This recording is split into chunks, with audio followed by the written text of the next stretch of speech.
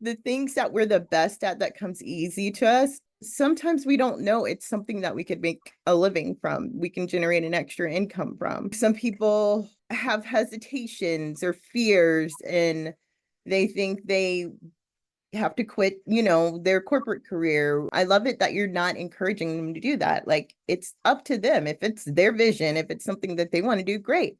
But you're not there to pressure them to do that, which I think is really important, because everybody's different. So I think the people who want to keep their jobs, their corporate careers, their profession, whatever it is that they do, in addition to having a side business, I think that is great, especially since 2020 happened and the world shut down and a lot of people were at home and a lot of people didn't know what to do, but the people who had side businesses already knew the assignment. They already knew what to do.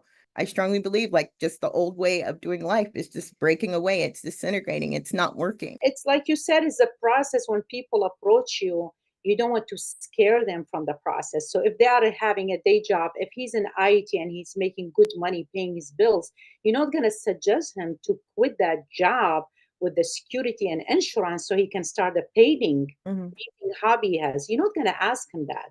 He's going to gain clarity with you as a coach. You don't want to scare them.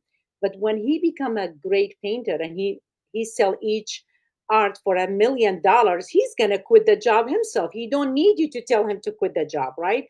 There's a lot of actually authors. There is one I read. There was a female saying she was a waitress and doing another job until her second novel hit, big money. Then she quit her job. So she was not an author from day one, not from the first book, not the second book, maybe the third book. She get ready. She said, you know what? This core genius, this hidden gem, paying me million. Why I'm a waitress? Why I'm doing an IT job, right?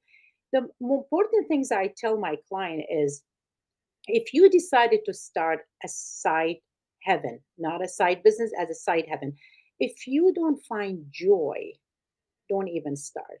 I don't want you to be miserable, stressed out, and burn out.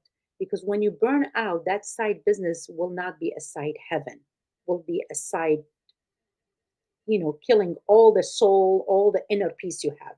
So I asked them, if you lose the joy, that's mean that's not the right fit for you. And not everyone, Stacie, you know that very well. Being in this business, not everyone meant to be a businesswoman or businessman or an entrepreneur. If you are not willing to take the hit and the critic and the mean comments, if you really know what you are doing, you're not going to listen to those noise. Those noise will still be around you. You left the corporate having the podcast and you've been doing very well in what you're doing. If you didn't have that joy, you will never continue. Men and women, like you said, midlife, young, old, it doesn't matter.